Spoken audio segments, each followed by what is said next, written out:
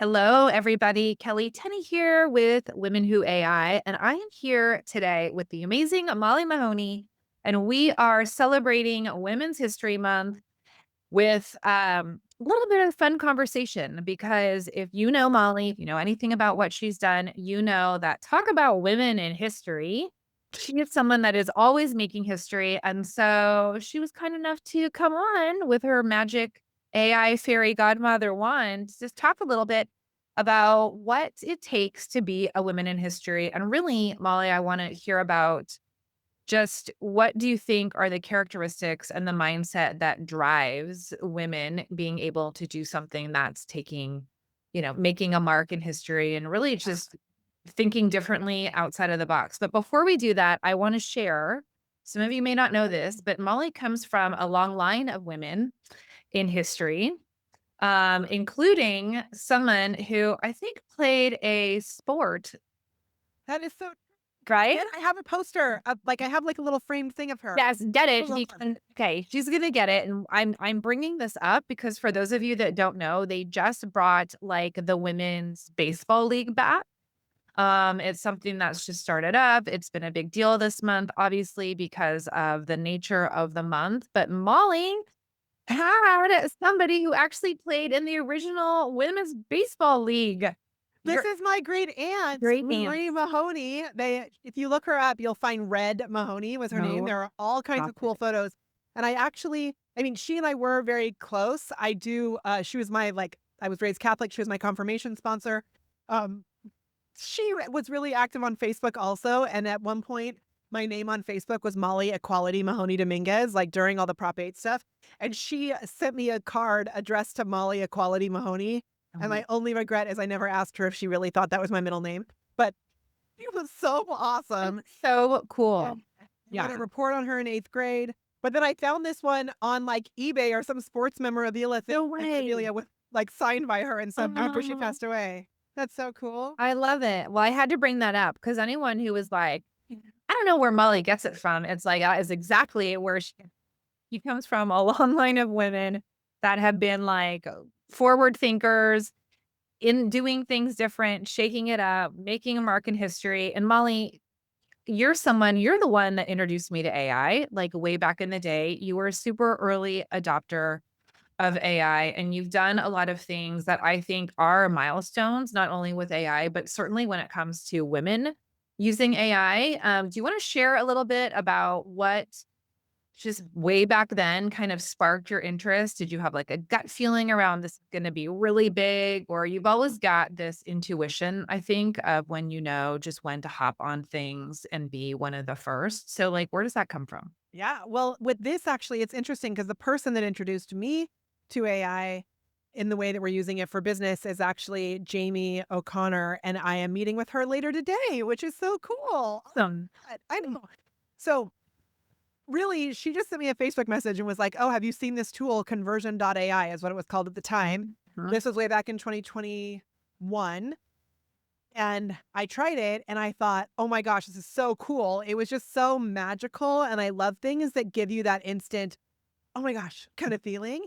And so one thing that I did different, like right away, and this is something, as you know, that I did with Be Live, which was a live streaming tool that I was really connected to with ManyChat. And Kelly and I used to work together. We would build all kinds of ManyChat things together back in the day. And then with Conversion.ai, which later became Jarvis, and then they changed their name to Jasper, I actually went and I thought, okay, who is the founder of this? And I messaged him just in a little Facebook message. I said, hey, I really love this tool and I would love to bring it to my community. Do you want to do a video together? And most people are not brave enough to reach out to the founders of these software tools, and they are usually wanting more visibility. So it's just he was like, "Yeah, sure." So we did a video together, and then I became obsessed and became a major affiliate of theirs. And then I launched our AI content club based on how to use Jasper. So it was basically for my affiliates at first. And then as everything changed and everything, we started charging for it. And now it's awesome. Yeah, and let's talk about that AI content club because I think honestly, you were probably one of the first people to actually launch like an Yep. AI centered community where you're teaching about AI and things like that, which is crazy because there are so many AI communities out there I and know. but you literally had the first one. I've searched all over, and I do think that I can say that I had the first one because I've Yeah. not found one that started before us. And honestly, back then, I think people were like, "Yeah, it's cool, but eh." And what changed was I remember it was like during the holidays, ChatGPT came out, I think maybe in November or October. And Over. by the time that, just like with Clubhouse, okay, by the time that holiday break came, everybody got a chance to actually spend some time with it. And they became obsessed and saw the magic. But then I actually had a little bit of a pout fest for like a week. Like, I started an AI club first. Why are all these people using AI now? But then I got my ish together and realized, wait a minute, yo, this is a huge opportunity. So it ended up being super awesome. So I was asked to speak on all these events. I mean, I always love the story of how you started Women Who AI because we went to Mhm. this event in San Francisco on Valentine's Day, which I was like, why would you plan this on Valentine's Day? That Jasper hosted. And it was so cool to be in that room with all those people who were really, even more techie than we were, Yeah. most of them, but really using AI. And now what I think we can do is be this translator from the tech world into the human world. And it's super fun. Yeah, it is really fun, and for those of you that don't know the history of Women Who AI, that was birthed from, as Molly shared, some funny idea in a little corner where I was like, "We need our own a freaking summit," and she was like, "Do it," and she made the promise to always be on my summits no matter how big she got. Thank goodness, I think I won the deal on that one. I tell people all the time. But even things like this is kind of birthed, like, what was the first women-led AI community, even though Yeah, it's so well, are cool. sprouting up, which is awesome. And so I think, just in the nature and in honor of Women's History Month, you mentioned one thing, which was being brave, right? Having the courage to just go and do the thing. But what else do you think it takes, for everybody that's out there, especially in a world where like imposter syndrome is always showing up? Like none of us actually do anything where we think, I could be the first, or this could be something that's like actually historical that like makes a mark in this area. What do you think is the mindset around what you do? So I actually was just talking about this when it comes to AI agents. And I didn't know you were going to ask this question, but I have a little framework because I'm obsessed with frameworks. And I Okay. have these 5 C's that I think actually really help with this. And the first one, before the confidence, there's two things that come before confidence. The first is clarity in what the F you actually want. So Kelly and I both went through this program with our good friend Felicia Cersei, where we got to ask ourselves the most important question, which is, what would you love?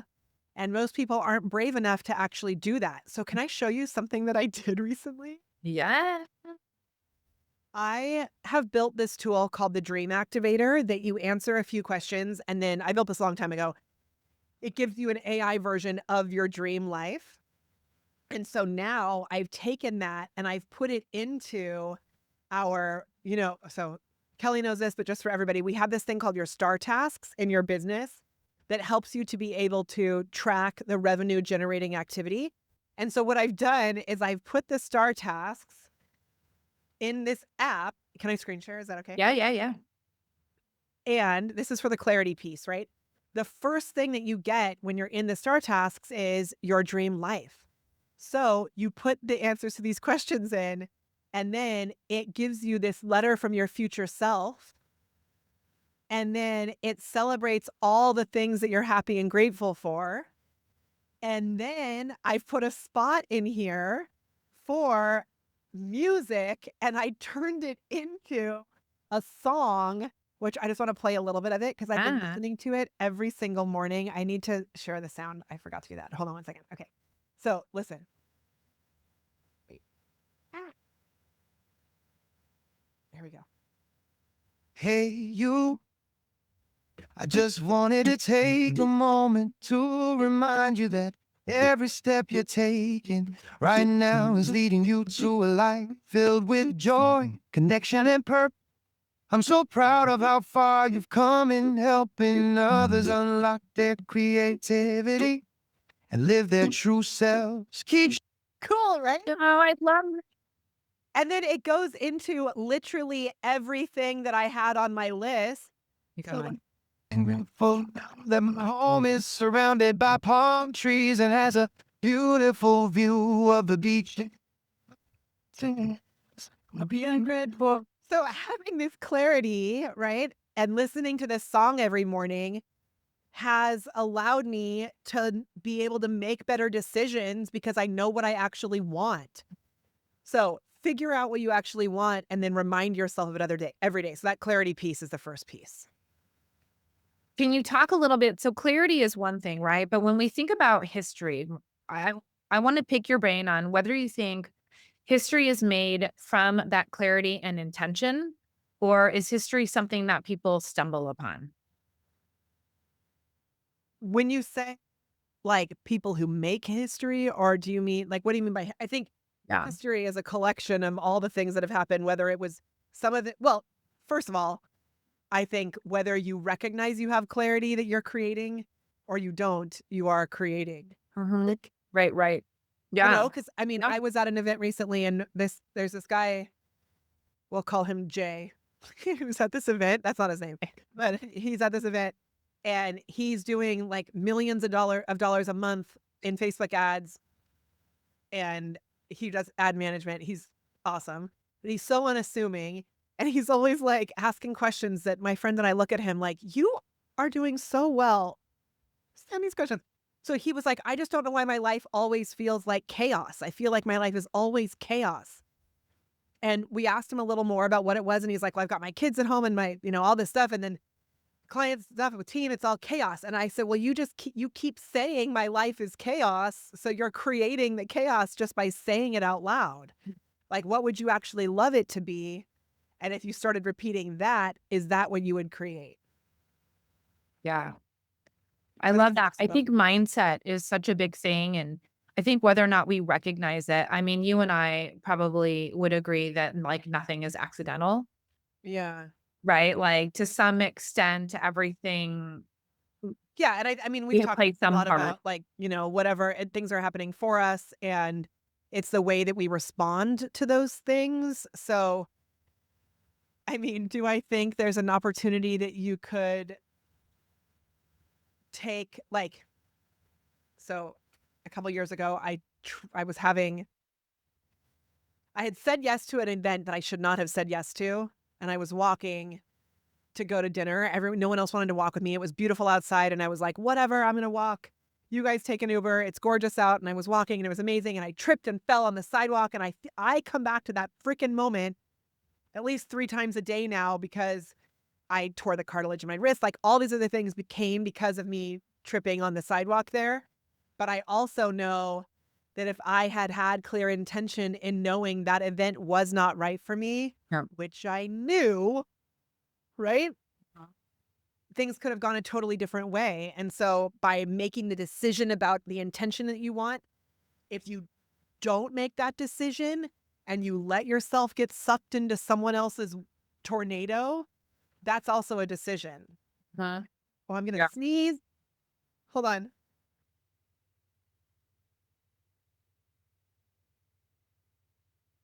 I am sneezing like crazy. Allergies, allergies. Yeah, I mean, I think you're right. Like, everything is the result of some kind of decision that we make or a decision that we fail to make that leads us to That where is another decision. Like you're still making a decision not to make a decision. yeah, yeah. Yeah. So, what do you think, just knowing, I mean, you're really in the AI space, you speak at, like, all of the events, you have so many conversations because you're at events, you hear a lot of other people speak, you're in high-level masterminds. What do you think need to change in order for women to make a bigger impact in AI? Like, I think even though more and more women are rising, which is amazing and which I love, I think we can still say that there's probably still more male leaders in the There's AI a million. space, Yeah. right? I will tell you exactly what I think it is.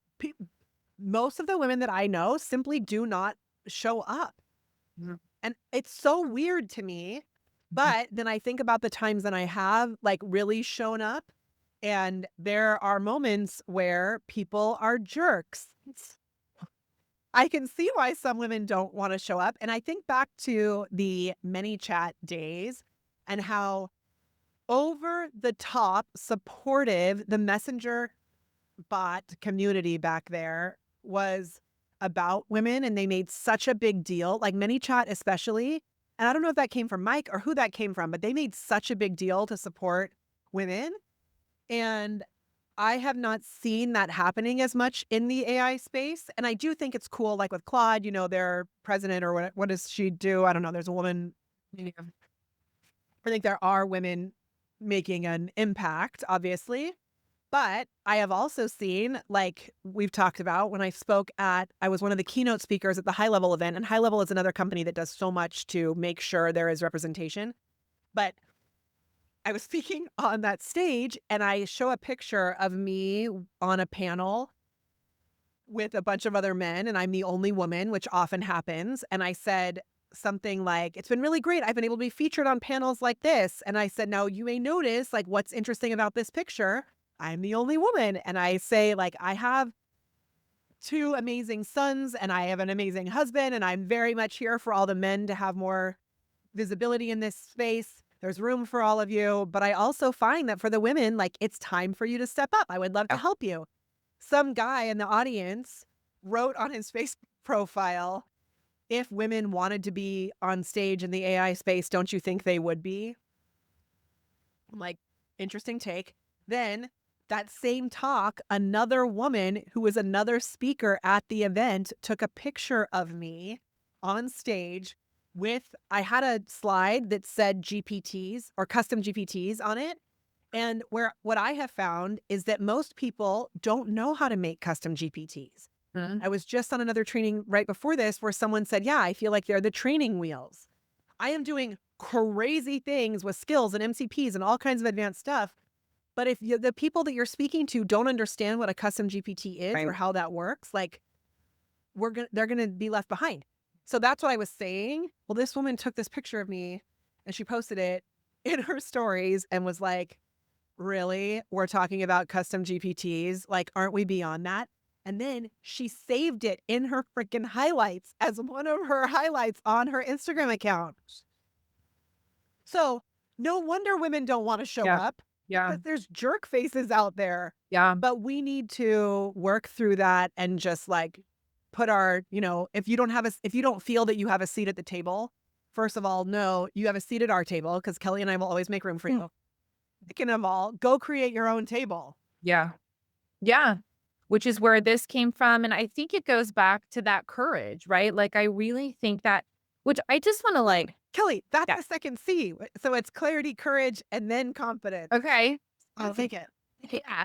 Well, it's funny because, and I don't want to stereotype females, but it's like, I think it's a scarier space to be in because I do think that unfortunately females are not in this, not all females are in the space where we are lifting each other up. Like, I think that there's some, whether it's a competition or it's just, there's so much around females tearing other females down. And it's just like, it's something that's been societal that I think that like I don't see male leaders in the AI space bashing other male leaders in the AI space. Okay. Yeah. Because I was like thinking that, but then I think what actually happens is, so Adrian Brambilla, do you know him? No. Okay, he's awesome, and I spent a lot of time with him in real life, and he has this whole thing about virality on Facebook. Somehow, he and Austin Armstrong got into this like fake argument on Facebook, and Okay. in real life, they're like actually totally good friends and awesome, but they will do posts that are like trashing or trolling the other one. And those of us that are in the community with them know that it's a joke. But I Right. think there are a lot of people out there that think that it's real. And I think that's more likely to be like a funny kind of just like, you know, Sure. and again, not to be stereotypical, but more of Yeah, like yeah. just that we can make fun of each other and then move on. Yeah. But that woman writing that about Yeah. me, I don't feel like it's funny. Right. It doesn't feel like, haha, I'm poking fun. It feels like she's out for blood. Yeah. I don't play that way. I know you don't play that way. And Yeah. so it's a weird thing. Yeah, it is a really weird thing, and I do think, I mean, that was part of, and I know you worked so hard to create this culture in your communities, and it's certainly something that I strive to mimic. Learning from you with Women Who AI is like, it's a non-judgmental, kind, all-accepting environment. I mean, there really is no space. Like, Lord knows life just tears us down because out Uh, real world anyways. But it's definitely something that I feel like, um happened for whatever reason in the space. And I do think being a female who is ready to be like, oh, is that seat at the table empty? I'm just going to go ahead and sit down, even though I wasn't invited. It's a scary space to be in and because, the tech is changing so yeah, fast. yeah, And there's this like stigma that if you're not up on the newest, latest, coolest thing, all of a sudden you're an idiot, which I think the more we can be open about the fact that we haven't done all the things, the better. Again, I was on this interview today and I I'm so obsessed with Claude Code, but it's also like a lot to learn. mhm, And so I noticed when I go to find videos on Claude Code, they're almost all men. Like Sabrina Ramanoff has some, but even her videos are so like they're so codey, yeah, and I think it scares people away. So on this thing, we were talking about connecting Notebook with Claude Code, mhm, and I yesterday was trying to do it, and I was like, I heard people talk about it, but I couldn't actually see where you do it. And I on this interview, he was like, "Yeah, it's amazing." And I said, "Oh yeah, it's so cool. Can you show us how to do?" Like I tried to kind of without me saying that I hadn't done it, I yeah, tried to put it back to him to be like, "Let's make a tutorial right now on this yeah, on this call." yeah, And then he asked me flat out, like, "Have you done it?" And I thought, "Do I lie in this moment?" But I didn't. I said, "No, actually, this stuff is changing so fast. So I've been playing with a lot of things. I was kind of trying to set it up yesterday. I haven't ever done it. I would love you to show me how." And I was like, the more that I can be open about the fact that I don't know everything, the yeah. better, because it's impossible for anyone to know everything right now. It is. And I think that's part of like being someone who makes history, like, who leaves their mark. It's the people that aren't afraid to be like, I don't nobody knows everything about everything. It's, like, completely impossible, and I am gonna say that there was an instance a couple months ago where one of the leaders in our space, not a female, but one of the leaders in our space, jumped right on a new AI platform. Hundreds of people followed suit, and then that platform like disappeared, like took people's credit cards, disappeared. You may or may not know who I'm talking about. I'm not going to name any names, but I'm like, that's not how you make history. Like, you don't, Yeah. right? Like, that's not how we want to make history. And I think it's safer to say, I haven't done anything about it yet because I'm still exploring. I'm still testing. I'm still trying to And understand it. I also am trying to be careful about I have some ideas about what you're talking about, but let's just talk about OpenClaw. When that first came out, so for example, with OpenClaw or whatever, Claudebot slash Moltclaw, blah, Blah, blah, blah, blah. yeah, Moltbot, whatever. I was on the marketers cruise and I was emceeing the marketers cruise and speaking, and it's possibly the hardest I've ever worked in my entire life. I wasn't online.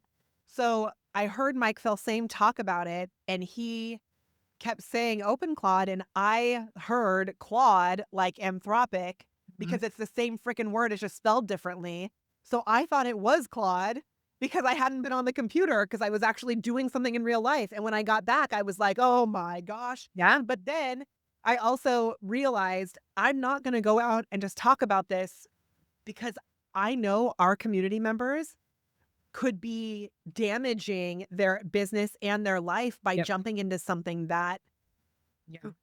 Yeah. so I purposely slowed myself down, which I know like I've talked to Austin Armstrong about it a lot too. And now a lot of the other tools have caught up where you don't even need something that complicated. Yeah. Yeah.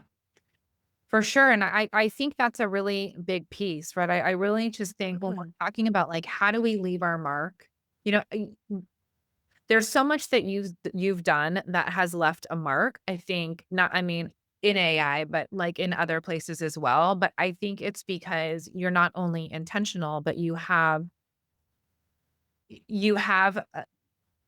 your ethics and your values and always in mind, always, and, I think that's a big piece. I think that that leaves a longer mark, and that is more of what people remember when we're talking about, like, making a mark in history and longevity. Like, why is your content club still around when there are so many other ones popping up? It's because Yeah.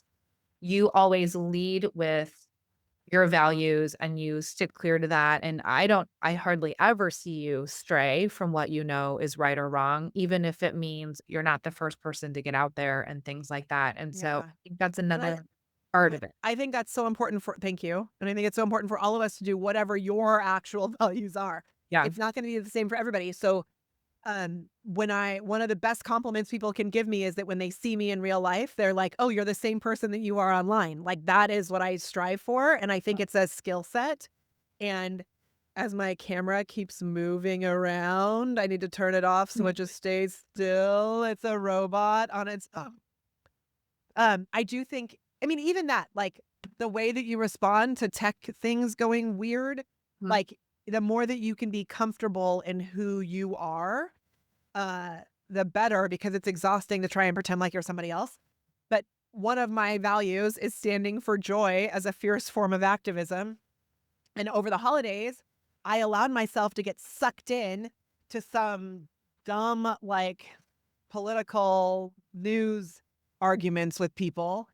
And I realized it did not serve me. I'm trying to fix this camera. Hold on one second, really quick. Oh, I lost my cursor. Is it? Yeah. Okay, I fixed it. So for me, I have a hard rule. When I find myself starting to get sucked into like drama, I'm like, Yeah, focus on the joy because yeah, I know that's how I'm most impactful. It may yeah. not be the same for everybody, but that's what it is for me. Yeah.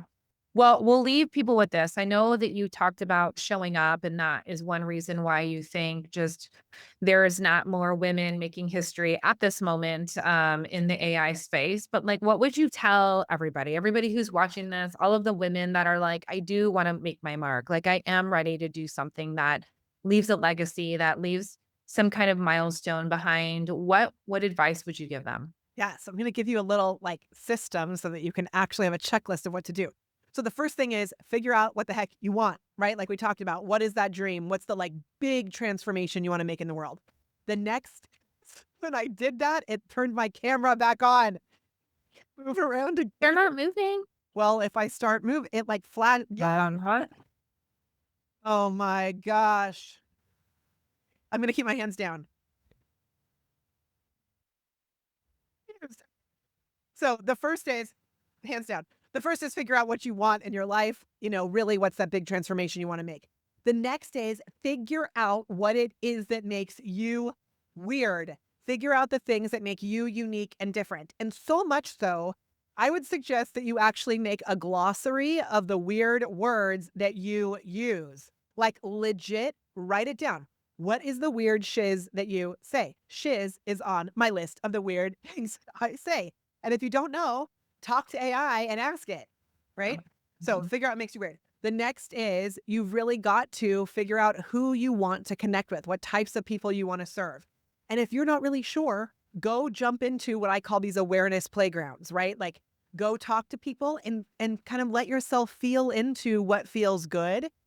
And then start posting, start showing up and go to events. When people ask, like, oh, who wants to share something on the mic? Get on the freaking mic. Who has a question? Kelley knows I'm psycho.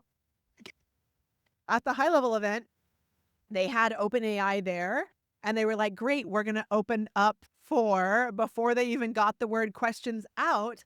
I was like running full steam to the microphone, not even knowing what I was going to ask. But I knew that if I had a chance to be on a microphone in front of people in this space, I was going to do it. So any chance you can get on a microphone, do it. Get on podcasts, start creating your own content, like talk to human beings. Yeah. I love it. Well, you've heard it. I mean, show up, right? Clarity, Courage. courage, and confidence. So many things. And I think, again, I think it's so important. I think we allow ourselves to just sit in the third row a lot.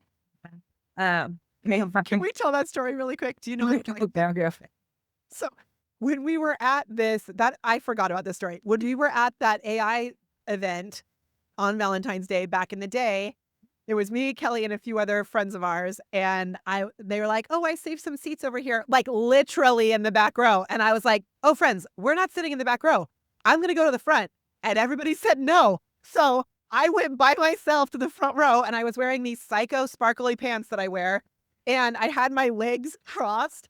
What ends up being like one of the main photos they post this event, it's a picture of the audience and it's like my sparkly front of the picture, very serious, and a sea of men. Yeah. Kelley and everybody else was sitting in the back row. And I was like, you guys, that's why we got to get to the front row. Yeah. It's so true. It's so true. Yeah. Show up. Absolutely. Well, thank you. Always fun to have a conversation. If you don't know, Molly and I totally didn't plan what we were going to say because we just knew we were going to have a random conversation. And if you don't know Molly, I don't know where you've been, but she is part of our amazing Women Who AI community. We will make sure that everything is linked. If you're looking for a content club, her AI content club is the way to go. And she has so many amazing levels and communities from there on after. So thank you, Molly. When I think about women who make history, you, of course, are at the top of my list. And a Look lot what of, I found on my desk. oh, Elphaba and Galinda. We're little friends. So thank you for helping to change my life for good. all right, everybody. Thanks for joining us in this little celebration of Women in History Month. And you heard from Molly. Show up. Sure.